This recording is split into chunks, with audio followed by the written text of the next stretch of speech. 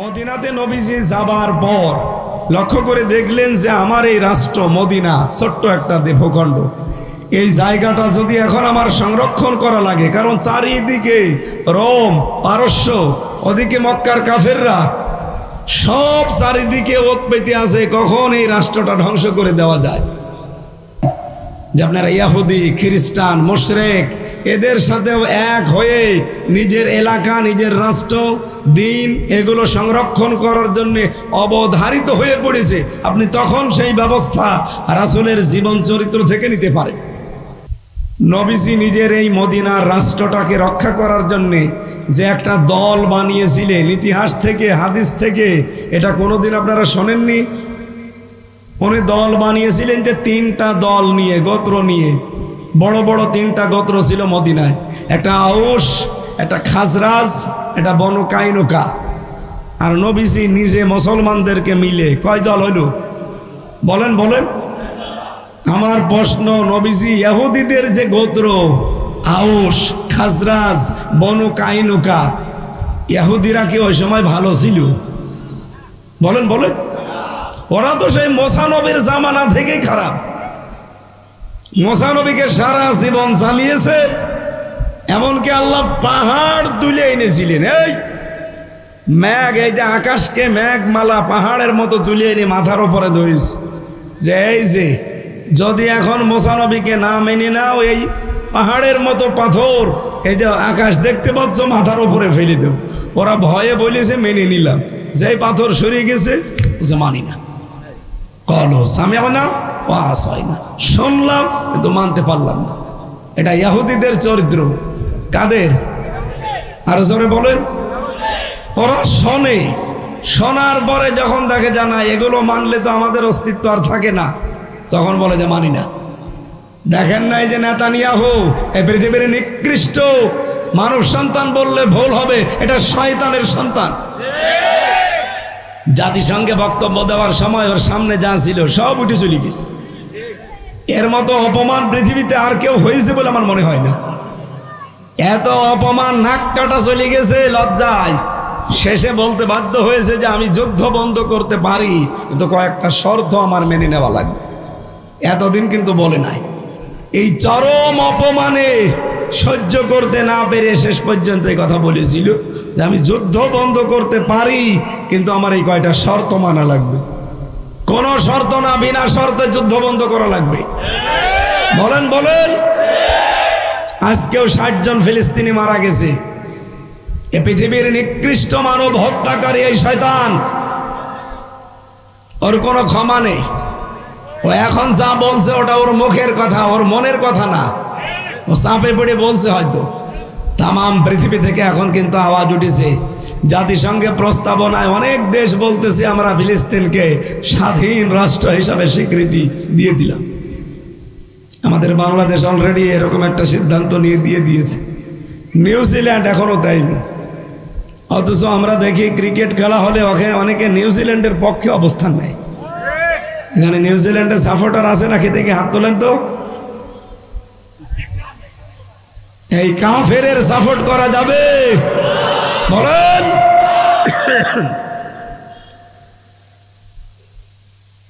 ও যা বলছে মুখে, আমার মনে হয় যদি আবার একটু নরম হয়ে যায় বিশ্বের মুসলমানেরা, ও বলবে কলো সামিয়া না, পাস হয় না, শুনলাম মানতে পারলাম না। এটা ইহুদিদের চরিত্র একটা।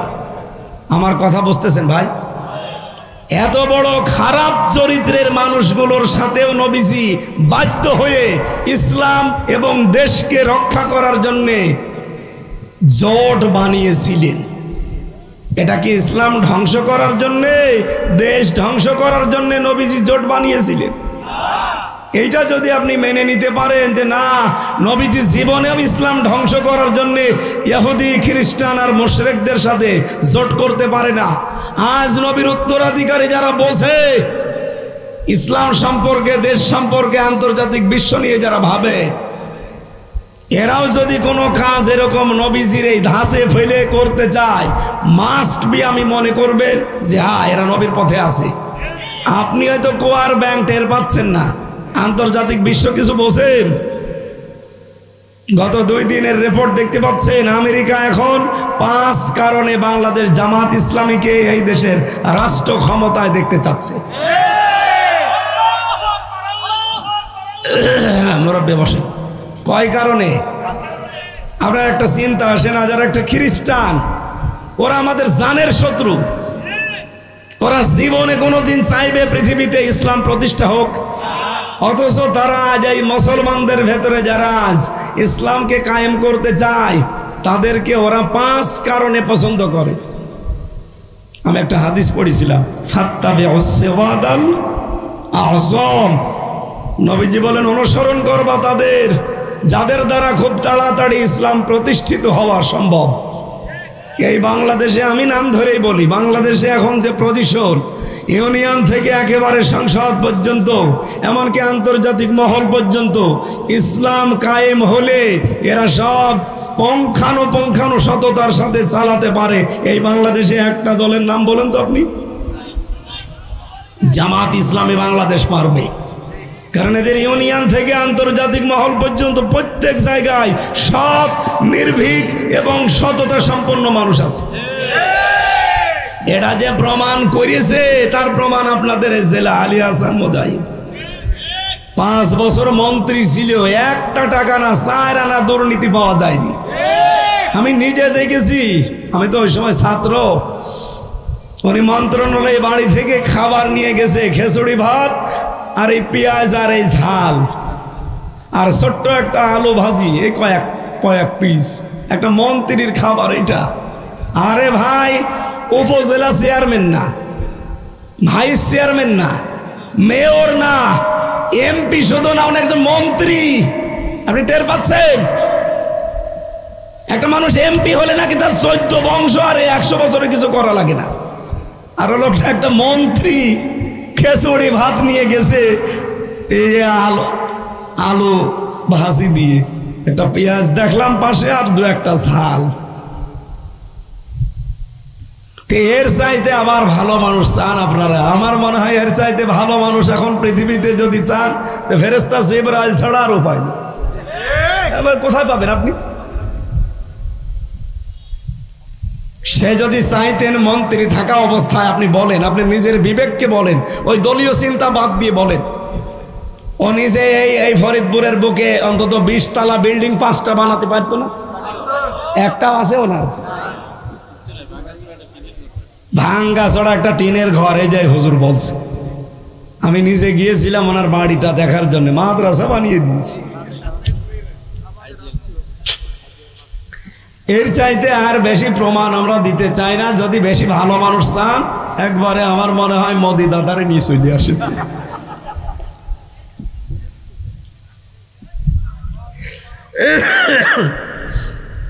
আমি কি কষ্ট দিয়ে ফেললাম? বাস্তব বলে বললাম। আপনি হক্কানি আলেমের নাম শোনেন, খুঁজে পান না। জিহাদের ময়দানে হক্কানি আলেম পাওয়া যায়।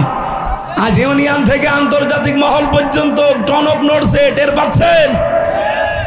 একটা খ্রিস্টান, একটা ইহুদি, তারা বলতে বাধ্য হচ্ছে যে জামাত ইসলামী বাংলাদেশ 5 কারণে এবার ক্ষমতায় আসবে। 1 নম্বরে তারা ভদ্র, নম্র এবং সৎ।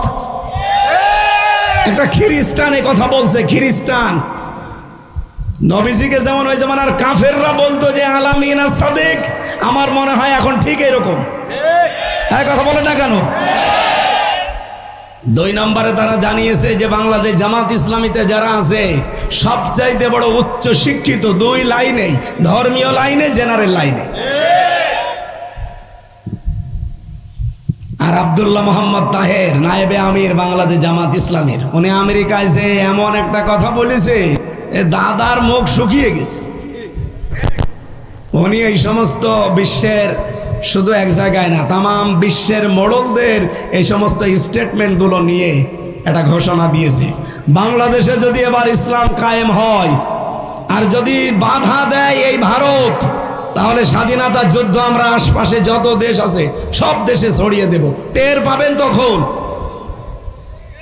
এই জন্য দাদারা চিন্তায় ভাবনায় আছে, এ কি বললো গো? এতদিন ভাবতাম কি হাসিনারে দিয়ে, আর এ করল কি? এখন শুনছি ইসলাম কায়েম হবে, দেখা লাগবে কিছু বললেই এ স্বাধীনতা যুদ্ধ ছড়িয়ে যাবে মায়ানমার, ভারত, চীন। আপনি দাদার জন্য চীন ছেড়ে দেবে, বলবে এই বেটা থাম। রাশিয়া ছেড়ে দেবে, বলবে এই মোদি থাম, তোর জন্য আমরা বিপদে পড়বো, আমাদের মরণের ভয় আছে। কারণ কাফেরদের সবচাইতে বেশি ভয় কিসে? জায়গা মতো হাত দিয়েছে। বাংলাদেশ জামাত ইসলামের সেক্রেটারি জেনারেল মিয়া গোলাম পরোয়ার উনি জানিয়েছেন, এই দেশে যদি জামাত ইসলামীতে ক্ষমতায় যায় তার প্রথম দিনের কর্মসূচি হবে এদেশে কেউ বেকার থাকবে না। আপনি বিএ পাস করে, এমএ পাস করে, অনার্স মাস্টার্স করে বের হবেন সার্টিফিকেট নিয়ে, সঙ্গে সঙ্গে একটা কর্মজীবন আপনার সাথে ধরিয়ে দেওয়া হবে। ওই এদেশে তো কেউ এরকম কথা বলতে পারে না, খালি খাবো খাবো নেব নেব, এ ধান্দা থাকলে হবে? আমিরে জামাতের মতো ঘোষণা দেন যে এই দল থেকে কেউ এমপি হলে, মন্ত্রী হলে 5 বছরে তার একটা টাকা বাড়বে না, যা আছে আরো কমে যাবে। দেন তো, কেউ পারেন তো ঘোষণা দিতে? এদেশের কোন রাজনৈতিক দল যদি ঘোষণা দিতে পারে, আমার মনে হয় অন্য কোন দল থেকে কেউ এমপি দাঁড়াবে না। বলবে দলকে কেউ ঝামেলা করে আমার। আপনি হক্কানি আলেম খুঁজে পান না। জিহাদের ময়দানে যারা কাজ করছে ইসলামকে টিকিয়ে রাখার জন্য, এইগুলো হক্কানি আলেম। খালি নামের আগে আমির হামজার মতো মুফতি মাওলানা লেখা থাকলে আলেম হয় না। যে যে জ্ঞান অর্জন করেছে ওই জ্ঞান অনুযায়ী যারা কাজ করে তারা আলেম। 3 নম্বরে হক্কানি আলেম পাওয়া যায় জালেমের জেলখানায়।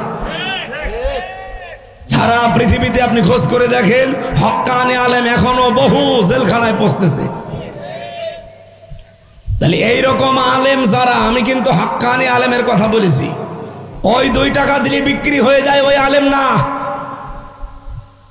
এই হক্কানি আলেমের সামনে নজরুল দাঁড়াবে কিয়ামতের দিন, নবী যদি সামনে নাও থাকে, কারণ উনি সাক্ষী, উনি দেখে দেখে চলছে না যে কি করছে নজরুল, সব দেখতে পাচ্ছেন উনি। সুতরাং এইরকম একজন আলেম কিন্তু আপনার বিরুদ্ধে হয় পক্ষে সাক্ষী থাকবে, নাই বিপক্ষে সাক্ষী থাকবে। নবীজিকে আল্লাহ নাম দিয়েছিলেন এই আয়াতে তো কয়টা? 5টা। উনি সাক্ষী। অমুবাশশিরা ওয়া নাযীরা, তিনি সুসংবাদ দিতেন, তে মানুষকে ভীতি প্রদর্শন করতেন। আজকে আমিও যেহেতু নবী নেই, নবীর ওই আদেশটা পালন করতে আমি ভীতি প্রদর্শন করার জন্য সেই কুষ্টিয়া থেকে ফরিদপুর এই 85 কিলোমিটার দূরে এসেছি। আমি আজকে কোরআন থেকে যে আয়াত পড়েছি, এখান থেকে কমপক্ষে 70টা ভয় আপনাকে কোরআন দিয়ে দেখাতে পারি। যদি আপনি এগুলো দেখে থমকে দাঁড়ান যে না এগুলো আল্লাহর বর্ডার, আমি এই রাস্তায় আর যেতে চাই না, নাকি আমি শুরু করব? আমি তো যা বলবো এবার তো কোরআনের প্রতিটি আয়াতের রেফারেন্স দিয়ে কথা বলবো ইনশাআল্লাহ। রব্বুল আলামিন জানিয়েছেন, আল্লাযীনা ইয়াজতানিবুনা কাবাইরাল ইসমি ওয়াল ফাওয়াহিশা ইল্লাল লামাম।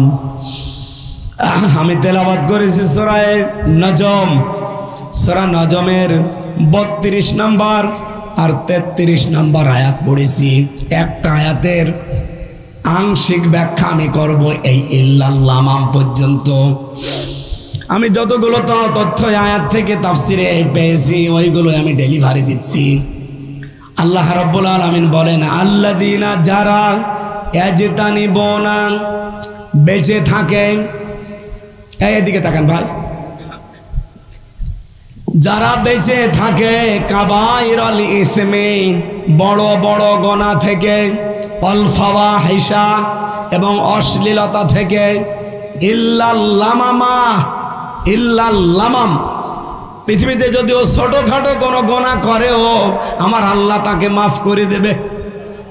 তাহলে ছোটখাটো গুনাহ মরার অজান্তে বা ইচ্ছা করে ছোট কোনো অপরাধ যদি আমাদের হয়ে যায়, বড় গুনাহ যেগুলো আছে, আমি পড়া কোরআন শরীফ থেকে বড় গুনাহ পেয়েছি 70টা। যদি এই 70টা বড় গুনাহ, আর স্পেশাল ভাবে আল্লাহ আরেকটা নাম নিয়েছে অল ফাওয়াহিশ, অশ্লীলতা, বেহায়াপনা, এইটা থেকে যদি বেঁচে থাকতে পারেন, আল্লাহর ঘোষণা হচ্ছে, ওটা সূরা নিসার ভেতরে আপনি পাবেন, আল্লাহ রাব্বুল আলামিন বলেন, ইন তাজতানিবু কাবাইরা মা তুনহাউনা আনহু নুকাফির আনকুম সাজ্জিয়াতিকুম ওয়া নুদখিলকুম মুদখালান কারীমা। বলেন আল্লাহু আকবার। যদি তোমরা বেঁচে থাকো বড় গুনাহগুলো থেকে, আমি আল্লাহ কি করব জানো? মা তুনহাউনা আনহু নুকাফির আনকুম সাজ্জিয়াতিকুম, তোমাদের যে বড় গুনাহগুলো ছিল এগুলো থেকে বেঁচে থাকলে ছোটখাটো অপরাধগুলো আমি আল্লাহ আমার নিজ গুণেই মাফ করে দেব। আর কোন মানুষের আমল নামায় যদি গুনাহ না থাকে আমি কি করে জানো? ওই জায়গাটার ফাঁকা রাখি না। ইল্লা মান তাবা ওয়া আমানা ওয়া আমিলা আমালান সালিহান ফাউলাইকা ইউবাদদিলুল্লাহু সাইয়্যাতিহিম হাসানাত।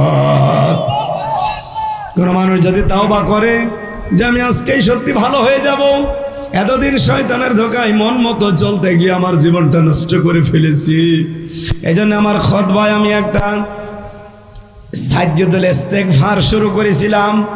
আল্লাহুম্মা আনতা রব্বি, বলা হচ্ছে হে আল্লাহ তুমি আমার রব, লা ইলাহা ইল্লা আনতা, তুমি ছাড়া কেউ নেই, খালাকতানি, তুমি আমাকে বানিয়েছো, ওয়া আনা আবদুকা, আমি তোমার বান্দা, ওয়া আনা আলা আহদিকা ওয়া ওয়াদিকা, তোমার সাথে যে ওয়াদাগুলো করেছি আমি সব পূরণ করার রাস্তায় আছি।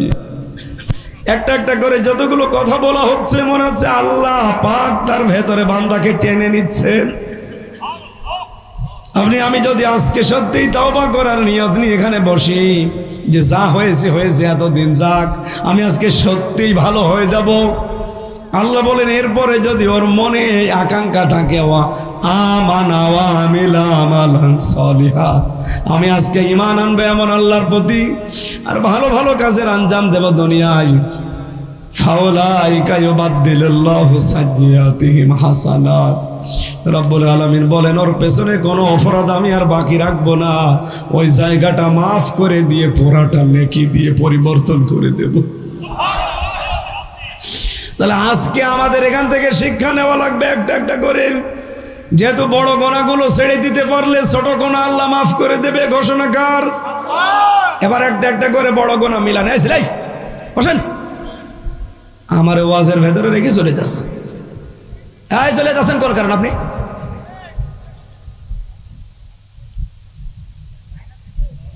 খুব চাপাচাপি হলে যান যান যান, মানুষ তো একেবারে এইটে ধরা রেখা যায় না, একেবারে না হলে যান যান, শেষ করে তারপরে আসবেন।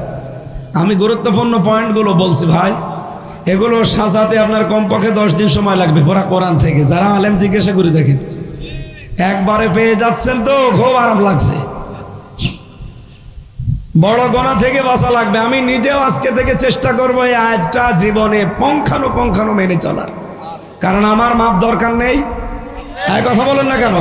ফাগফিরলি, হে আল্লাহ আমাকে মাফ করো, ফাইন্নাহু লা ইয়াগফিরুয যুনুবা ইল্লা আনতা, কারণ তুমি ছাড়া মাফ করার কেউ নেই। নাকি কোনো বাবা আছে? কোনো বাবা নেই।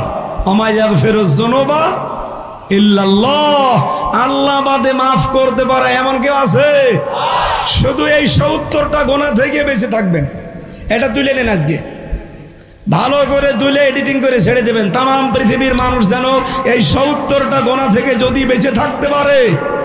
ওটা সূরা নিসা 5 নম্বর পারা 2 নম্বর পৃষ্ঠা 3 নম্বর লাইনে আছে, আর এটা সূরা নজম 32 নম্বর আয়াত। আমি গ্যারান্টি দিচ্ছি কোরআন হাতে নিয়ে এই 70টা অপরাধ থেকে বাঁচিয়ে থাকেন।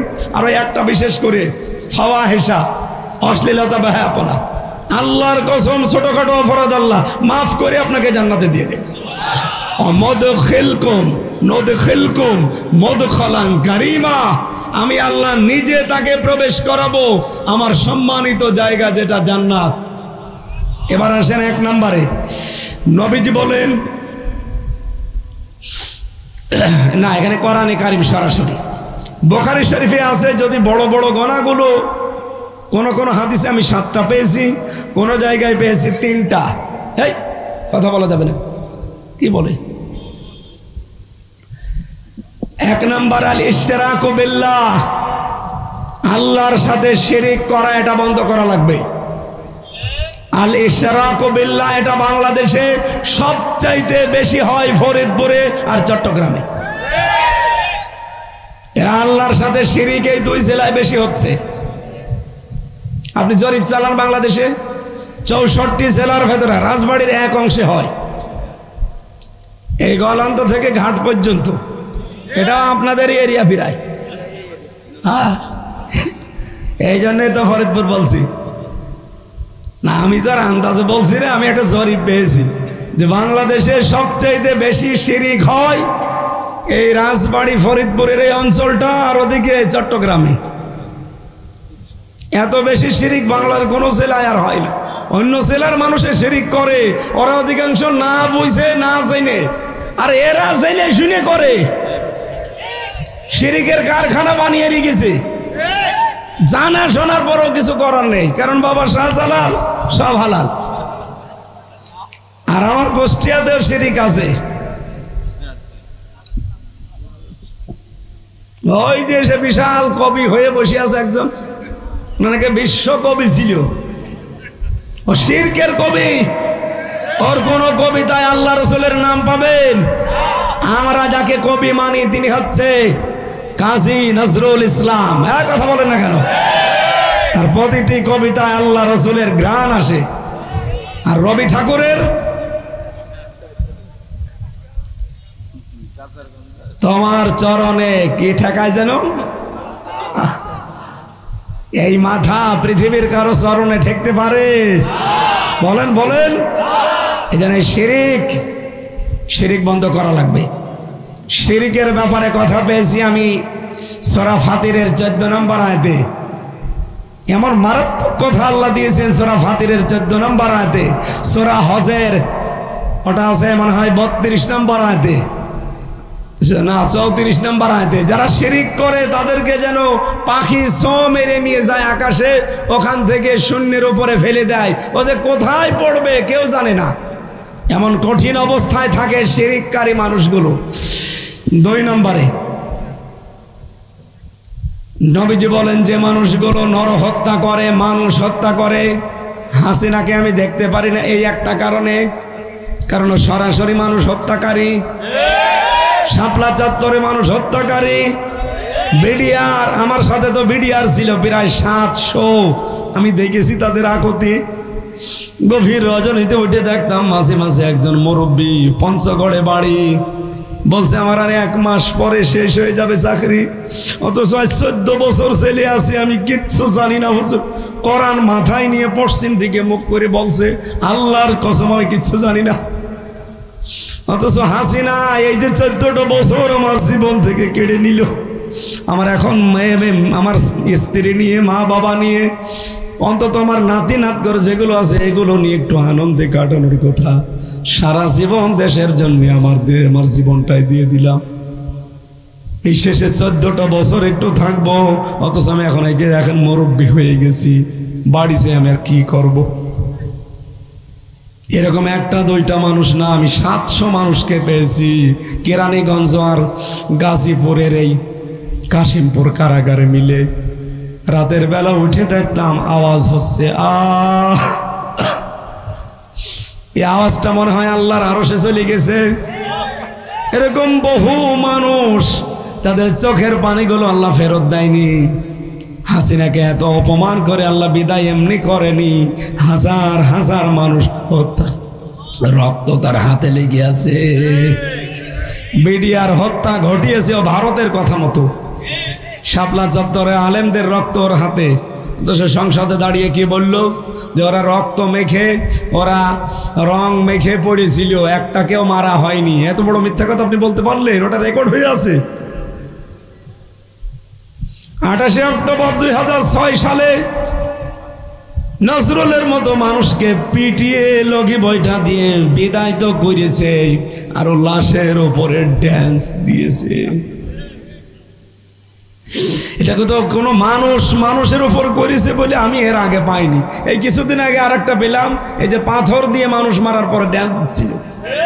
এগুলো মানুষ না, সে যে দলের লোকই হোক, ওগুলো মানুষ নামে জানোয়ার, জানোয়ার এবং জানোয়ার। কারণ জানোয়ারও এত নিচে নামে না। আল্লাহ কাকের উদাহরণ দিয়েছে সূরা মায়েদার 27 নম্বর, 28 নম্বর, 29, 30 নম্বর আয়াতে দেখবেন যে দুইটা কাক মারামারি করে ঠোকরাঠুকরি করে মরে গেল।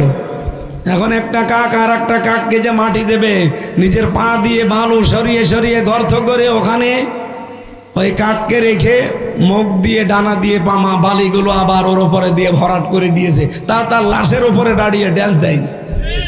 এটা কাক এই কাজ করতে পারে। আর আপনি, আমি 7 সালে তখন আমি ম্যাট্রিক পরীক্ষা দিয়েছি, তখন তার ওয়াজ না মিলাদ পড়তে নিয়েছে তো মানুষ, এক জায়গায় মিলাদে গিয়েছিলাম। তখন যেতাম আমি সাইকেলে, ভ্যানে, করিমনে, নসিমনে, মোটর সাইকেলে, খুব বেশি হলেও বাসে। কারণ বাসেরও যে ভাড়া, যেখানে যায় ওখানে তো ওরা টাকাও দেয় না। এখন যাওয়া আসা ছাত্র, ভাড়া পাবো কোথাও? এই জন্য বেশিরভাগ যেতাম এই সাইকেল নিয়ে অথবা মোটর সাইকেল, বলতাম একটু পাঠান। ওইদিন বাসে গিয়েছিলাম, একটু দূরে ছিল অনুষ্ঠানটা। আসার সময় হঠাৎ ড্রাইভারের পেছনে সিট পেয়েছি বসে, মানে একটু ঘুমানোর ভান করছিলাম, ঘুম আসছিল। ঘুমিয়ে পড়বো এমন, একবার ঘুমায় একবার তাকায়। হঠাৎ করে তাকিয়ে দেখি গাড়িটা সাকি দিয়ে উঠলো। কি গো? ড্রাইভারকে বললাম, ভাই আপনি এরকম করলেন, এক্ষুনি তো অ্যাক্সিডেন্ট হয়ে যেত। সোজা না দিয়ে ভাবে বামে কাটিয়ে গেলেন কেন? আমার বলছো, হুজুর ওই যে রাস্তার পাশে দেখেন একটা মরা কুকুর পড়ে আছে, আমি ওর লাশের ওপর দিয়ে চালিয়ে দেব, আমার বিবেক নেই।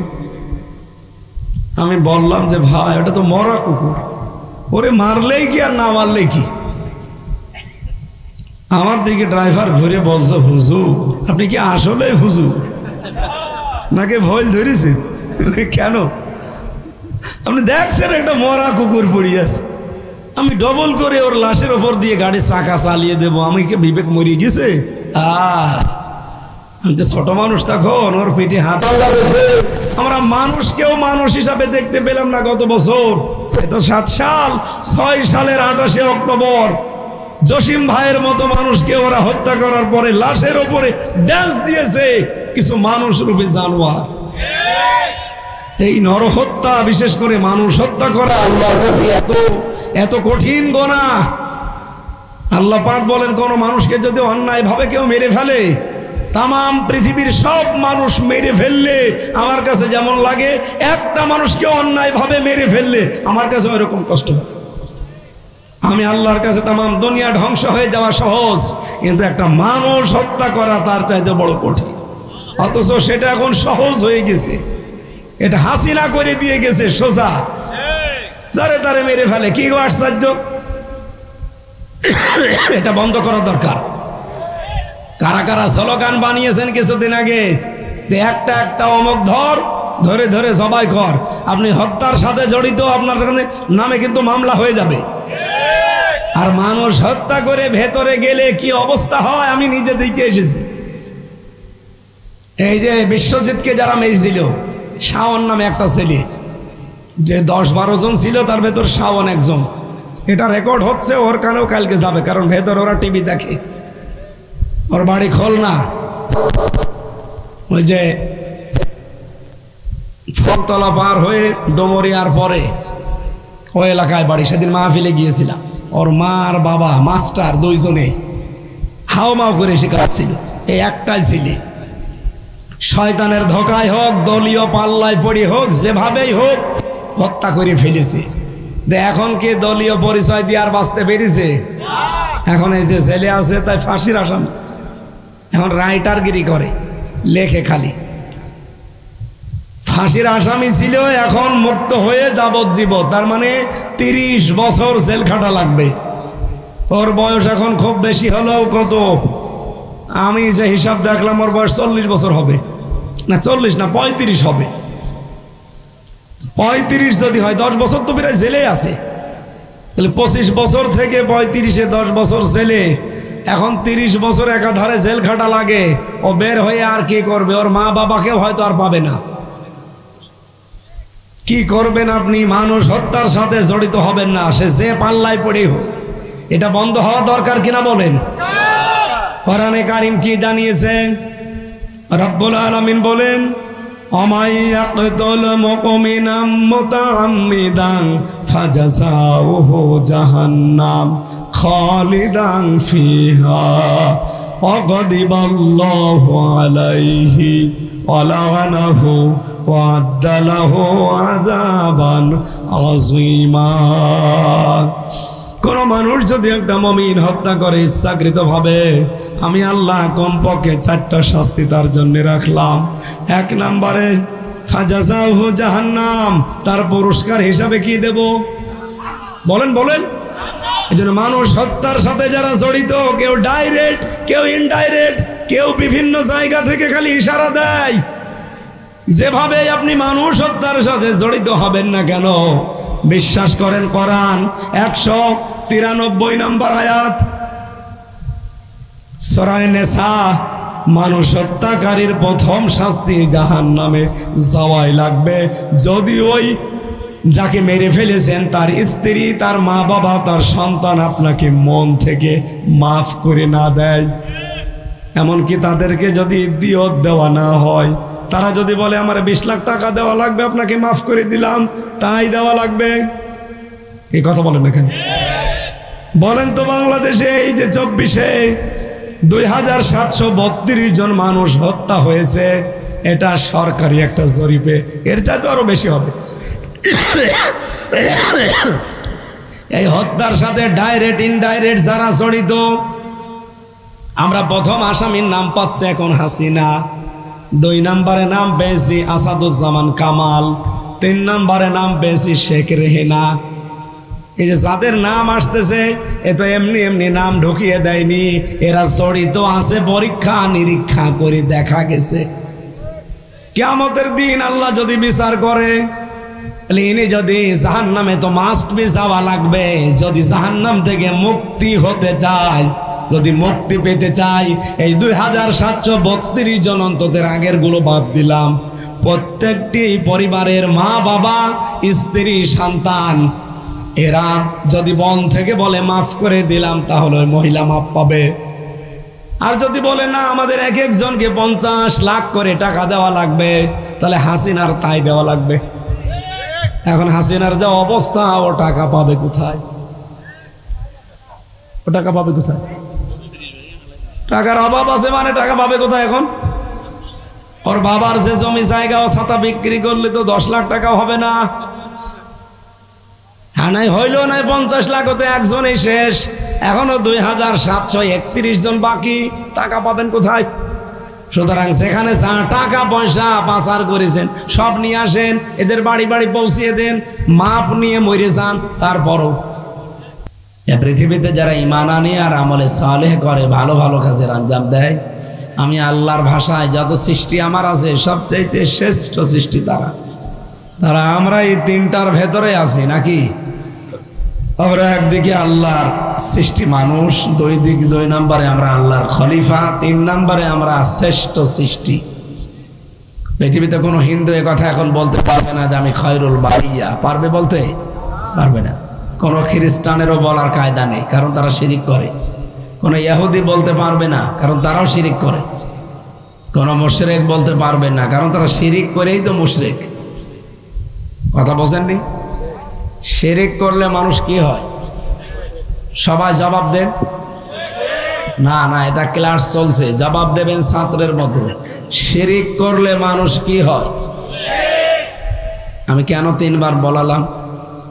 আমার একটা কারণ আছে এখানে। এই যে এতদিন আমি কোরআনে কারীম দিয়ে, হাদিস দিয়ে ওয়াজ করতাম, আজকে অনেকে কমেন্টে লিখেছে যে এতদিন ওয়াজ শুনতাম, ভালোই লাগতো, এই লোকটা ভালো ছিল, এখন রাজনীতির ময়দানে এসে এই লোকটা খারাপ হয়ে গেছে। আমি কি খারাপ হয়েছি না ভালোই আছি? আমার মনে হয় আমার নিয়ে আপনি যে কমেন্ট করেন ফেসবুকে, ইন্টারনেটে, নবীজি এখন যদি থাকতেন আপনি এই কমেন্টই করতেন, কারণ এরকম কমেন্ট আবু জেহেল করেছিল। আবু জেহেল বলতো যে 40 বছরের আগে তো ভালোই ছিল, আমি নিজে তারে আলামিন বলতাম, আজ সাদিক বলতাম। আর এই লোকটা কি আরম্ভ করলো এখন, বাপ দাদা ধর্মই মানে না। এই লোকটা এখন আর ওই আগের আলামিন নেই আর সাদিক নেই, এখনো হয়ে গেছে জাদুকার, পাগল। বলেন নাউজুবিল্লাহ। বিশ্বনবীকে আল্লাহ প্রধানত নামে ডাক দিয়েছিলেন 5টা নাম দিয়ে, আরো নাম আছে, বিশেষ করে 5টা নামে তাকে ডাক দিয়েছিলেন। আল্লাহ এই 5টা নাম তাকে দিয়ে গণাগণ হিসাবে প্রকাশ করলে, আর এর এগেনস্টে কাফেররা আরো 5টা নাম তাকে দিয়েছিল। বলেন নাউজুবিল্লাহ। সূরা আহজাবের 44-45 নম্বর আয়াতে আছে, রব্বুল আলামিন বলেন, ইয়া আইয়ুহান নাবিয়্যু ইন্না আরসালনাকা শাহিদাও ওয়া মুবাশশিরাও ওয়া নাযীরা ওয়া দাঈয়ান ইলাল্লাহি বিইযনিহি ওয়া সিরাজাম মুনীরা। হে নবী, আপনাকে আমি পাঠিয়েছি। 1 নম্বরে আপনি শাহিদান, সাক্ষীদাতা। কি বলেন তো? আপনি সাক্ষ্যদাতা, একটা পরিচয় আপনার। আমি এই শাহিদার ব্যাখ্যা পড়তে গিয়ে আমার জীবনের সাথে মিলিয়ে থমকে দাঁড়িয়েছি। এই এদিকে তাকা। এটা পাবেন সূরা নিসা 41 নম্বর আয়াতে। রব্বুল আলামিন বলেন, ফাকাইফা ইযা জিনা মিন কুল্লি উম্মাতিন বিশাহিদিন ওয়া জিনা বিকা আলা হাউলাই শাহিদা। আল্লাহ রাব্বুল আলামিন বলেন, হে নবী, কেমন হবে তখন যখন এই নজরুলকে আমি আপনার সামনে দাঁড় করাবো। আমি আল্লাহ বিচারের চেয়ারে বসবো আর আপনি থাকবেন আমার সামনে, আর এই লোকটা থাকবে আমার একেবারে সামনে। আপনি দেবেন এর পক্ষে বিপক্ষে সাক্ষী। নজরুল সহ এখানে আমরা যত আল্লাহর বান্দা আছি, বলেন তো প্রত্যেকের জীবনে এই মুহূর্তটা আসবে না আসবে না? মা তাযালু কদামা বানি আদম আবদি ইয়াউমাল কিয়ামাতি হাত্তা ইসআলা আন খামসিন। নবীজি বলেন, কিয়ামতের ওই কঠিন ময়দানে আল্লাহ প্রতিটি মানুষকে তার নিজের সামনে দাঁড় করাবে, 5টা প্রশ্ন জিজ্ঞাসা করবে। নবীজি থাকবেন সাক্ষী। এখন প্রশ্ন আসতে পারে, এই 1500 বছর পরে আমরা এখন, নবী তো নেই, সাক্ষী দেবে কি করে? আছে বিশ্ব নবী নেই, কিন্তু তার নায়েব আছে, উত্তরাধিকারী আছে, তার রুহানি সন্তানগুলো আছে, আলেম ওলামা। কি কথা বললেন এখানে? ইন্নাল উলামা ওয়ারাসাতুল আম্বিয়া। অবশ্যই আলেমরা নবীর ওয়ারিস। সুতরাং এই 2025 সালে হয়তো নবী নেই, কিন্তু নবীর নায়েব যারা, নবীর উত্তরাধিকারী যারা, নায়েবে রাসূল যাদেরকে বলা হয় আলেম ওলামা, কিয়ামতের দিন নবীজি হয়তো ওই জামানার মানুষের পক্ষে বিপক্ষে দাঁড়াবে, আর এই জামানার আলেমরা দাঁড়াবে আপনার পক্ষে অথবা বিপক্ষে।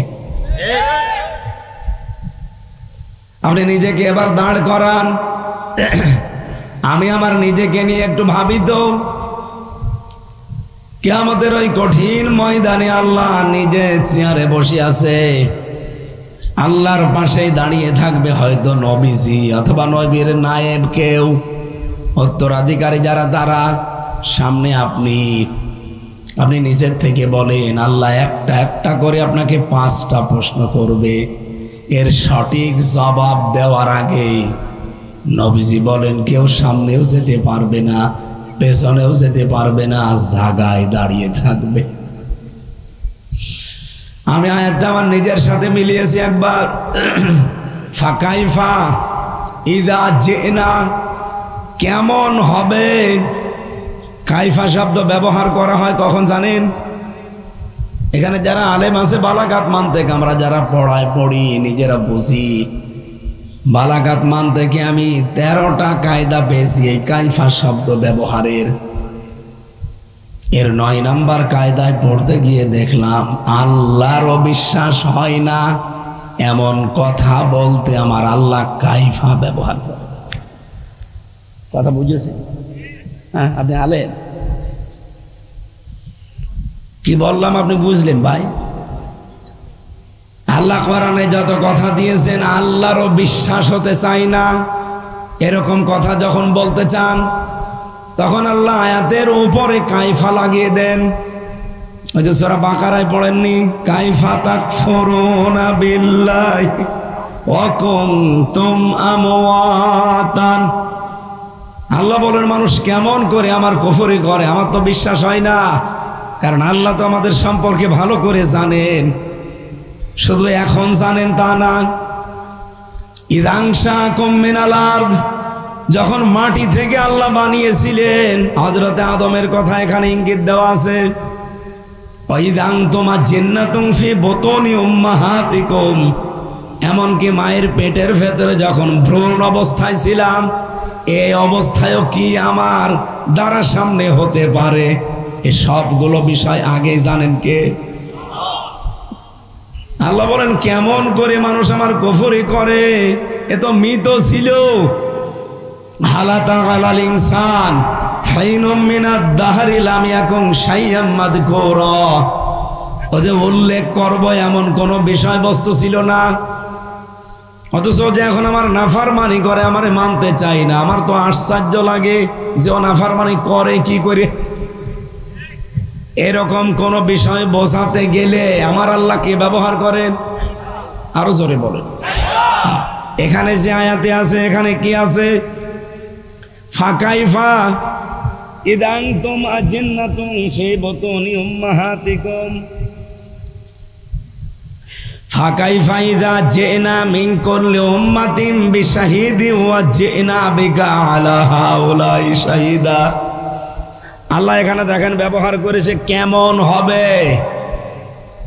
ফাকাইফা, কেমন হবে ওই অবস্থাটা যখন আমি চেয়ারে বসে নজরুলকে ডাক দিয়ে আমার সামনে দাঁড় করাবো, আর হে নবী জিনা বিকা আলা হাউলাই শাহিদা, আপনাকে আমার পাশে দাঁড় করিয়ে রাখবো ওরে সাক্ষী দেওয়ার জন্যে, যার বিরুদ্ধে অথবা পক্ষে আপনি সাক্ষী দেবেন আজকে।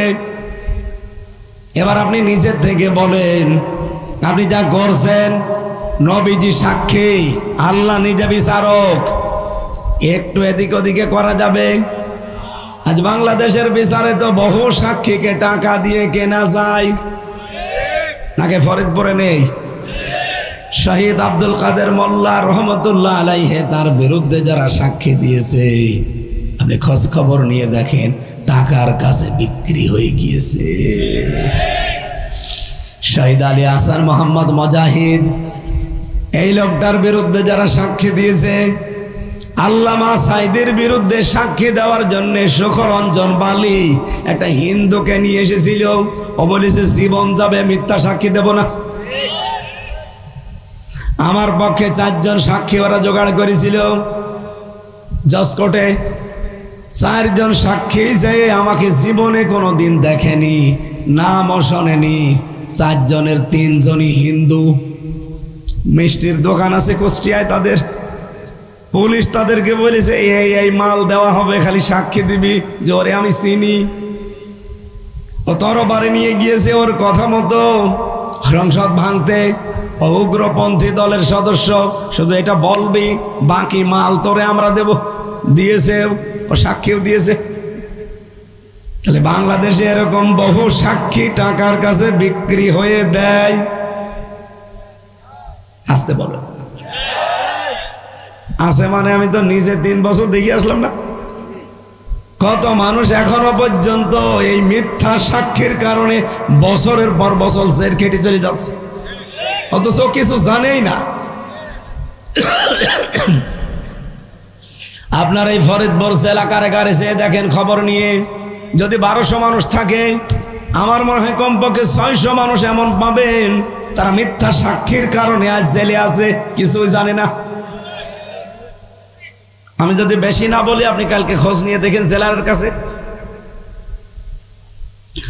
আমরা তো 10,000 ছিলাম এক জায়গায়, আর আমি যে জেলে ছিলাম ওখানে প্রায় কমপক্ষে 3000 সব সময় থাকতাম, 4 জন মিলে 10,000। এই 3000-এর ভেতরে আমি যতটুকু খোঁজ খবর রাখতে পেরেছি, যাদের সাথে মিশেছি, আমার মনে হয়েছে প্রায় 100 জনের 80 জন মিথ্যা মামলা আর মিথ্যা সাক্ষীর কারণে জেলে পয়সে মরতেছে। একজনের সাথে হয়তো রাগ আছে, কি করবে, রাগ তো মিটানো যায় না। নিজের ছোট্ট 6 বছরের মেয়েকে লাগিয়ে দিয়েছে তার পেছনে লাওয়াতাতের অথবা ধর্ষণের মামলা দিয়ে, তারে আজ 8 বছর জেলে রেখেছে। লোকটা কিচ্ছু জানে না। আমাদের খাবার আর পানি দিয়েছে, তো মাঝে মাঝে জিজ্ঞাসা করতাম কি মামলা, বলতো এইটা, অত ওর সাক্ষীও আছে। ওই লোকটার রাগ এত বেশি, ওর ওপরে তুলতে গিয়ে নিজের মেয়েকে ব্যবহার করেছে হাতিয়ার হিসাবে, আবার সাক্ষী জোগাড় করেছে 3 জন। 3 জন কি বহু টাকা দিয়ে ম্যানেজ করেছে। বলেন নজরুল ইসলাম যেভাবে দাঁড়িয়ে আছে নবীজির সামনে আর আল্লাহর সামনে, অনেকে টাকা পয়সা ঘোষ দেওয়ার মতো সাক্ষী পাবে? বলেন। আল্লাহ একটা আফসোস বানিয়ে দিয়েছে যে কেমন হবে বলো দেখো, যখন আমি আল্লাহ বিচারক আর নবী আমার পাশে সাক্ষী দেবে। নবী হয়তো ওই নবী মুহাম্মদ রাসূলুল্লাহ না, নবীর ওয়ারিসরাও হতে পারে। সুতরাং এই জামানায় যারা হক্কানি আলেম, এদের সাথে যদি ঝামেলা করেন কিয়ামতের দিন আপনি কিন্তু বিপদে পড়ে যাবেন। হক্কানি আলেম তো অনেকেই এখন দাবি করছে। হক্কানি আলেম কারা? ইমাম ইবনে তাইমিয়া রাহমাতুল্লাহ আলাইহি বলেন, তোমরা যদি পৃথিবীতে হক্কানি আলেম দেখতে চাও 3 জায়গায় খোঁজ করবা। 1 নম্বরে মাটির নিচে। কোথায়? মাটির নিচে হক্কানি আলেম পাওয়া যাবে। ইমাম আবু হানিফা হক্কানি আলেম ছিলেন না? কোথায় পাওয়া যাবে? জবাব দিলেন না। হক্কানি আলেম কাকে বলে আপনি একটু টের পাচ্ছেন? তার জীবনের দিকে তাকান। সেই লোকটাকে ওই দেশের খলিফা যে, দেশের বাদশা যে, খলিফা মনসুর, এই লোকটা ডাক দিয়ে বলেছে, ইমাম আপনি শুধু আমার দেশের প্রধান বিচারপতির দায়িত্ব পালন করবেন। উনি বলছে না। কেন? কারণ আপনি তো কোরআন দিয়ে রাষ্ট্র চালান না। যেহেতু কোরআনের বিধান এই দেশে চলে না, আমি যখন বিচার করতে যাব আপনি লিখে দেবেন, ওই রায় দেখে দেখে আমার সই করা লাগবে। এটা তো বাংলাদেশে ছিল না। হ্যাঁ, কথা বলে না কেন? ছিল। তার প্রমাণ এসকে সিনহা একটা বই লিখেছে, আপনি দেখেন ওখানে কি লেখা আছে, 70 পৃষ্ঠায় পাবেন। আমি পুরা বইটা নিজে পড়ে দেখলাম। এই 15.5 বছরে যত বিচার ছিল, যত রায় ছিল, সবগুলো হাসিনার নির্দেশে, বিশেষ করে মেন রায়গুলো। আর এখানে নির্দেশ দেওয়ার জন্য ওখান থেকে চাপ দিত দাদারা। দাদা যা বলে এ দাদি তাই করে। যদিও এখনো দাদি হয়নি, সামনে হবে কিনা জানি না, কারণ যে অবস্থা চলছে এ দাদির তো আর এদেশে আসা সম্ভব না। আসলেই ফাঁসি। গত পরশুদিন কি ভাইরাল হয়েছে দেখেননি? হাসিনা নিজে বলেছে যে এরোপ্লেন থেকে, এই হেলিকপ্টার থেকে গুলি চালানো নিজের নির্দেশ। এটাকে আমি বানাচ্ছি, এখন তামাম দুনিয়া জানে। আন্তর্জাতিক অপরাধ ট্রাইব্যুনালে এটা সরাসরি আদালতের সামনে অডিও রেকর্ড শুনিয়েছে। এই দেখেন ওনার কণ্ঠ, উনি বলছে হেলিকপ্টার থেকে গুলি মারেন। আর এখানে বারবার ওনাকে সাহায্য করেছিল যে সে লোকটা আমার কুষ্টিয়ার অকৃতির সন্তান। কৃতি তো বলা যাচ্ছে না, ইনু, ওর নাম আমি দিয়েছিলাম নুনু, চলো তো নুনু। এই এনোমিয়া উনি বলছে হ্যাঁ ঠিক আছে, ওনার কথা খালি রায় দিয়ে দেন। এই জন্যই তো আমরা 14 দল সহ জাতীয় পার্টি নিষিদ্ধ চাচ্ছি। আমরা কি এমনি চাচ্ছি? কারণ এই 14 দল হচ্ছে হাসিনার পুরা একেবারে ডাইরেক্ট দোসর। আর এদেরকে জালেম হওয়ার জন্য টিকে থাকতে যারা সাহায্য করেছে তারা এই জাতীয় পার্টি। আর এরা এখন বড় বড় কথা বলে, জোতা দিয়ে পিটানো দরকার শয়তান।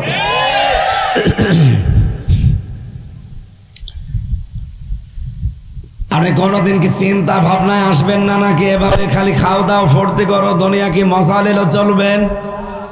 ইমাম আবু হানিফা উনিকে বলতে পারতেন না যে ঠিক আছে আমি মেনে নিলাম প্রধান বিচারপতি, এটা বিশাল ব্যাপার। উনি বলেছিলেন না, আপনার দেশ কোরআন দিয়ে চলে না, আর আপনি নিজে রায় দেবেন, ওই রায় আমাকে সই করা লাগবে, এতটুকু পুতুল বিচারপতি আমার হওয়ার দরকার নেই।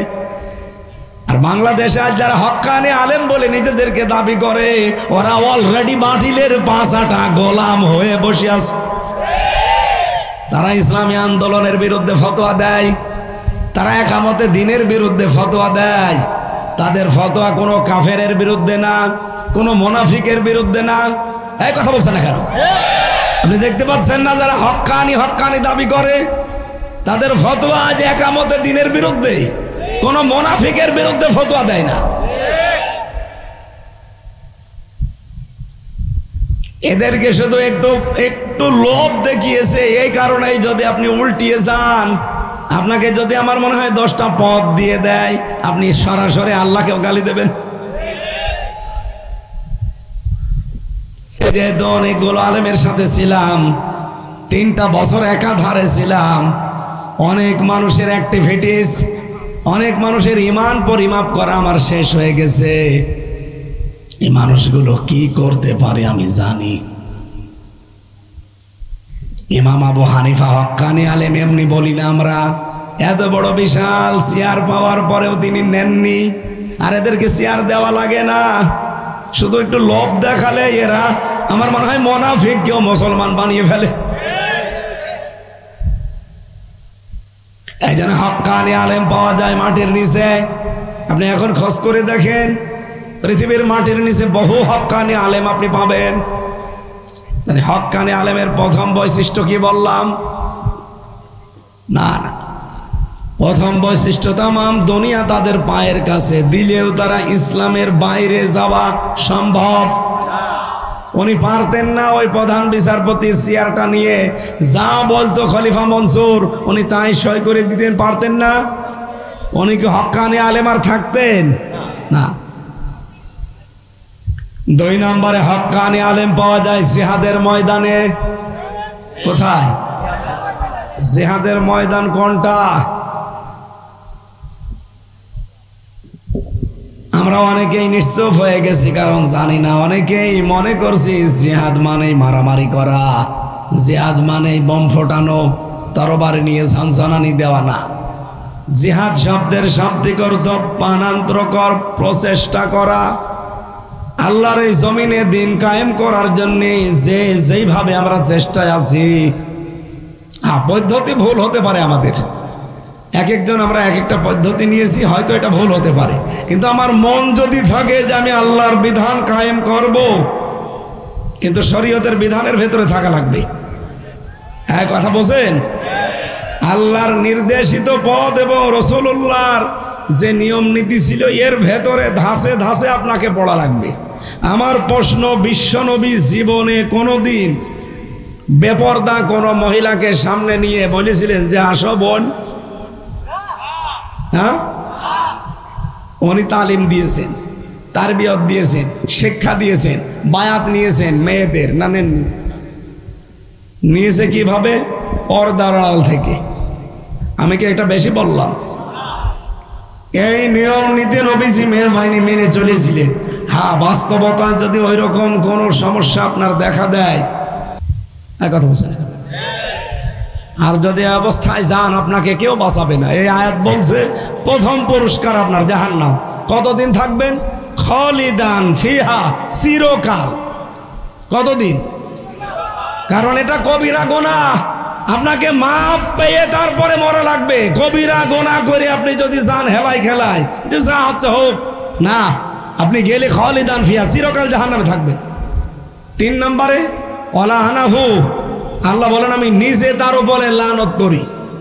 ওয়াদালাহু আযাবান আযীমা, আর যন্ত্রণাদায়ক একটা শাস্তি তার জন্য আমি রেডি করে রেখেছি। আল্লাহর শাস্তি দুনিয়ার সাথে মিলবে? আল্লাহ একটা ধরন দিয়েছেন কিভাবে শাস্তি দেবে। নারুল্লাহিল মুকাদা আল্লাতী তাত্তালিউ আলাল আফইদা ইন্নাহা আলাইহিম মুসাদা ফি আমাদিম মুমাদ্দাদা। রব্বুল আলামিন বলেন, আমি নিজে একটা আগুন জ্বালিয়েছি, এই আগুনের নাম হচ্ছে হুতামা। নাম কি? এখানে ফেলে দেওয়ার পর আগে যেখানে আগুন লাগবে সঙ্গে সঙ্গে কলিজা পুড়ে যাবে। আল্লাহর আযাবের ধরন দেখেছেন? দুনিয়ার কোনো আগুন যদি আপনার হাতে লাগে হাত পড়বে শেষ, কিন্তু জাহান্নামে যেটা হুতামা, আল্লাহ যে আগুনকে জ্বালিয়েছেন, এটা যদি শরীরের কোনো জায়গায় লাগে, যদি চুলেও লাগে, সঙ্গে সঙ্গে কলিজা পুড়ে কালো হয়ে যাবে। আল্লাহ বলেন এটাকে ইন্নাহা আলাইহিম মুসাদা, এদেরকে আমি জাহান্নামে দেওয়ার পরেই ঢাকনা উপরে দিয়ে দেব যেন বের হতে না পারে। সেই আমাদিম মুমাদ্দাদা, লম্বা লম্বা আগুনের খুঁটির সাথে ওদেরকে পিঠ মোড়া দিয়ে বেঁধে রাখা হবে। আয়াতটা পড়ার পরে আমার মাঝে মাঝে মনে হয় বাংলাদেশের বহু মানুষ জাহান্নামের খুঁটির সাথে অলরেডি বাঁধা হয়ে গেছে। মানুষ হত্যার সাথে জড়িত হবে না যারা হয়েছেন, এইভাবে মাপ নিয়ে নিন। আমাদের বাংলাদেশের বিচার ব্যবস্থায় যেটা, এটা মাফ হয় না। 10 বছর 20 বছর 30 বছর জেল না, হবে না। যাকে মেরেছেন তার বাবার কাছে, মায়ের কাছে, স্ত্রীর কাছে, সন্তানের কাছে আগে মাপ চাবেন। তারা যদি বলে মাফ করতে পারি 50 লাখ টাকা দেওয়া লাগবে, আপনাকে তাই দেওয়া লাগবে। এর বাইরে কোনো মাপ নেই। বিচারে যা হয় এর দ্বারা মাফ হয় না, হয়তো শাস্তি হয়, কিন্তু মাপ পেতে হলে এই কাজ করা লাগবে। কথা বুঝতেছেন ভাই? 3 নম্বরে জাদু করা। জাদু তো এদেশে নেই। জাদু করলে এটা কিন্তু কবিরা গুনার অন্তর্ভুক্ত। 4 নম্বরে নামাজ ত্যাগ করা, এটা সূরা মারিয়ামের 59 নম্বরে আছে। রব্বুল আলামিন বলেন এই পৃথিবীতে এমন কিছু মানুষ আপনার পরে আসবে, এই মানুষগুলো দেখবেন হেলায় খেলায় নামাজ ছেড়ে দিয়েছে, নষ্ট করেছে, আর ওদের মন যা মনে হয় ওরা মন মতো কাজ করেছে। সুতরাং নামাজ ত্যাগ করা যাবে না ভাই। এটা ওয়াজ করার বিষয় না, এটা বাস্তবে আমল করা দরকার। 5 নম্বরে যাকাত যারা দেয় না, এটা কবিরা গুনাহ। 6 নম্বরে রোজা যারা রাখে না। 7 নম্বরে সমর্থ থাকার পরে যারা হজ করে না। 8 নম্বরে যারা আত্মহত্যা করে। 9 নম্বরে যারা পিতা মাতার অবাধ্য সন্তান। 10 নম্বরে যারা রক্তের সম্পর্কগুলো ছিন্ন করে। আর এই বাংলাদেশে আমি সেদিন কোথায় যেন বলেছিলাম, রাজবাড়িতে, কল্যাণপুরে, বাংলাদেশে আমরা কেউ চাই না পুরুষ মানুষ আমার রক্তের সম্পর্ক নষ্ট হয়ে যাক, কিন্তু এটা আমরা বাধ্য হই আমাদের অধিকাংশ স্ত্রীর কারণে। বলেন বলেন। এই জন্য স্ত্রীরাও সাবধান থাকবেন, আপনার কারণে আমি যেন জাহান্নামী হয়ে না যায়। 11 নম্বর পেয়েছে যারা ব্যভিচার করে, এরা যদি তাওবা না করে মারা যায় এদেরকে আল্লাহ মাফ করবে না। 12 নম্বরে যাবার সমকামিতা করে। 13 নম্বরে যারা সুদের লেনদেন করে। 14 নম্বরে যারা এতিমের সম্পদ আত্মসাৎ করে। 15 নম্বরে আল্লাহ ওয়া রাসূলের উপরে যারা মিথ্যা আরোপ করে, আন্দাজে দোষ দেয়। 16 নম্বরে যুদ্ধের ময়দান থেকে যারা পলায়ন করে।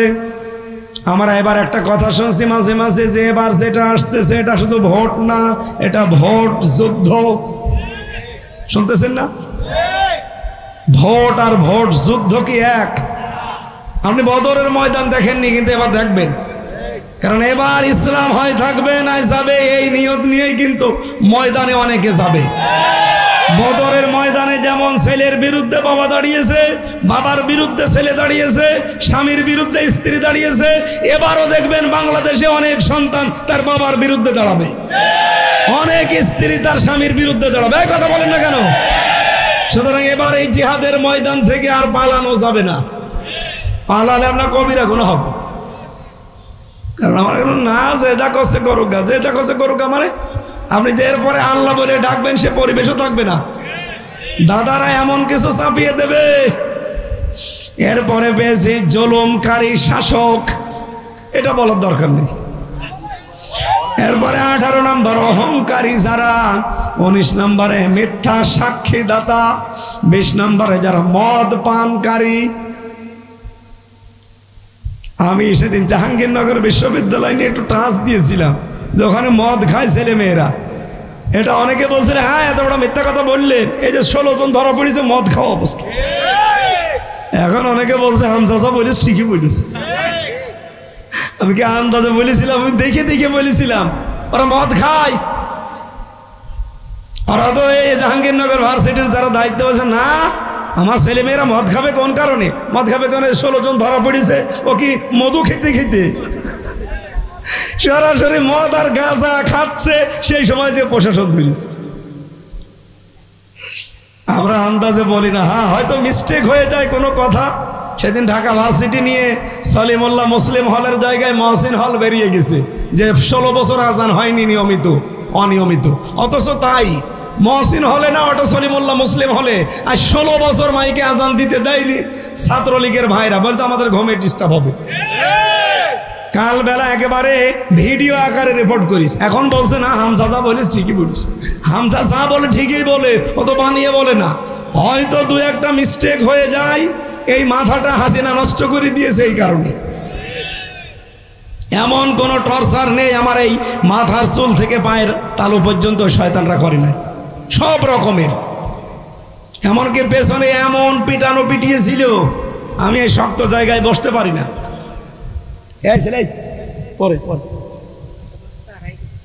ও একটা বাচ্চা হারিয়ে গেছে, বাবার নাম হাসান। ওই যে বাবা এখানে কান্নাকাটি করছে। আপনি বাচ্চার নাম হাসান না?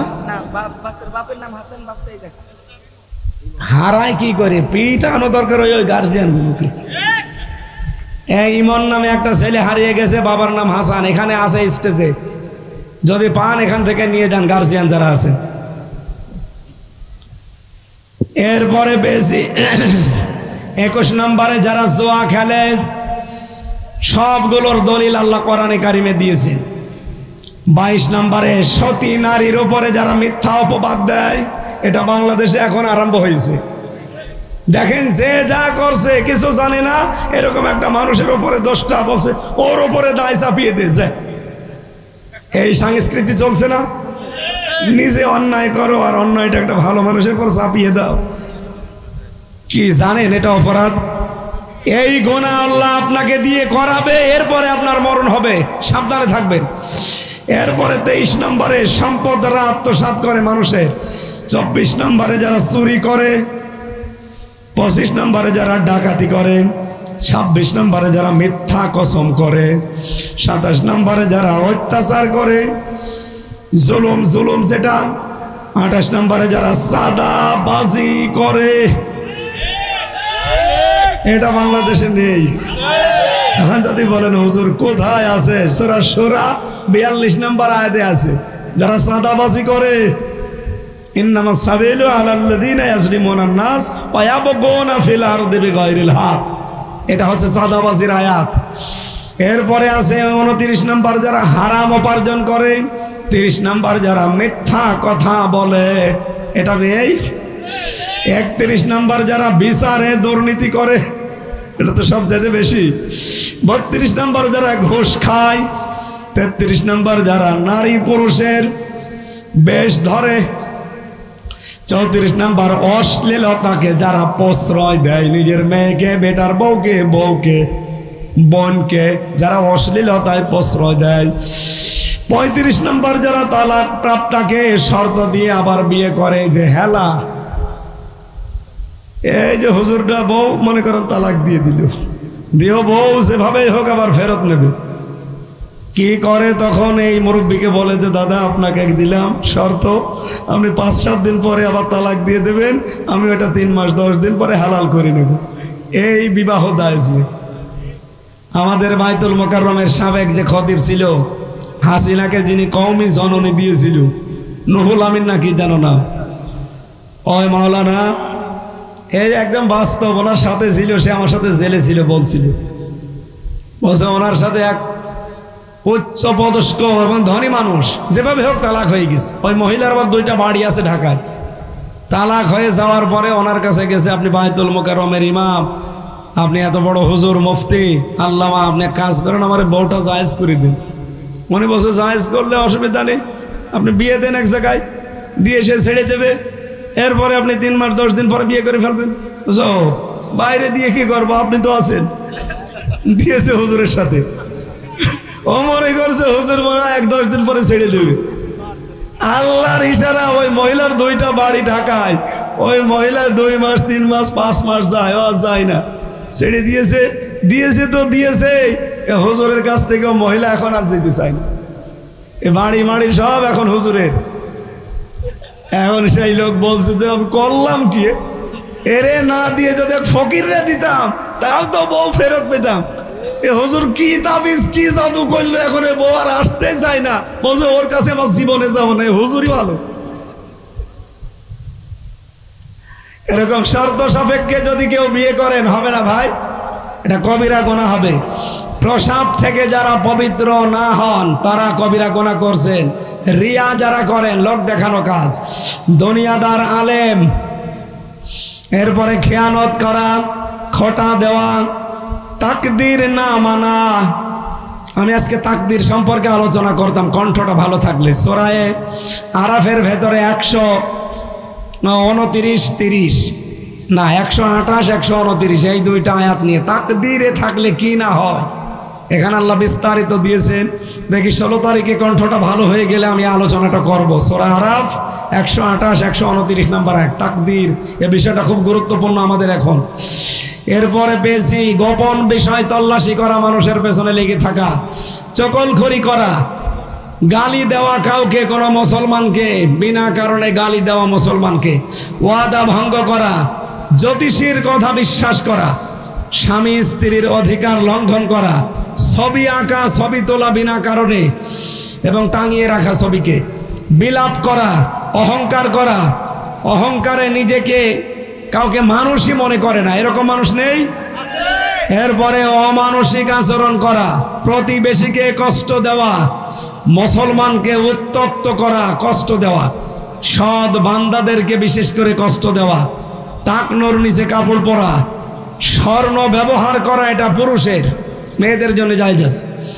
অন্যের নামে জবাই করা কোনো বস্তু খাওয়া, এটা কবিরা গুনাহ, হারাম। বৈধ কর্তৃপক্ষের অবাধ্য হওয়া, সত্য অস্বীকার করা, অন্যকে পিতা মাতার পরিচয় দেওয়া, নিজের বাবা মার পরিচয় দেয় না, ধর্ম মা পাতিয়েছে সেই রাজবাড়িতে 10 বার করে বছরে বছরে যায়।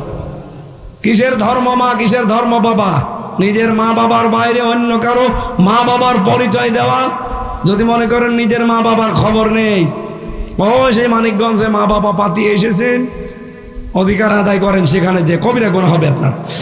কাউকে পানি না দেওয়া, এটা সূরা মুলকের 30 নম্বর আয়াতে আছে। মাপে কম দেওয়া। এরপরে গজব নিশ্চিত, গজবে নিশ্চিত হওয়া যে গজব আসবেই না, এই বিশ্বাস করা ঠিক না। সব সময় এই বিশ্বাস করা যে আল্লাহ তুমি শাস্তি যদি কিছু এসে থাকে ওটা আরো দূর করে দেবে, এই বিশ্বাস রাখা আল্লাহর প্রতি। এরপরে রহমত থেকে নিরাশ হওয়া, জামাত বিনা কারণে ত্যাগ করা। জামাত মানে জামাত ইসলামী না, নামাজের সাথে জামাতের সাথে নামাজ পড়া, সন্তানকে সম্পদ না দেওয়া, যে শরিক ফাঁকি দেন যারা। এরপরে ধোঁকাবাজি করা, কৃপণতা করা, গোপন বিষয় ফাঁস করে দেওয়া, সাহাবীদেরকে গালি দেওয়া। এই 70টা বিষয় পুরা কোরআনের বিভিন্ন জায়গায় ছড়িয়ে আছে।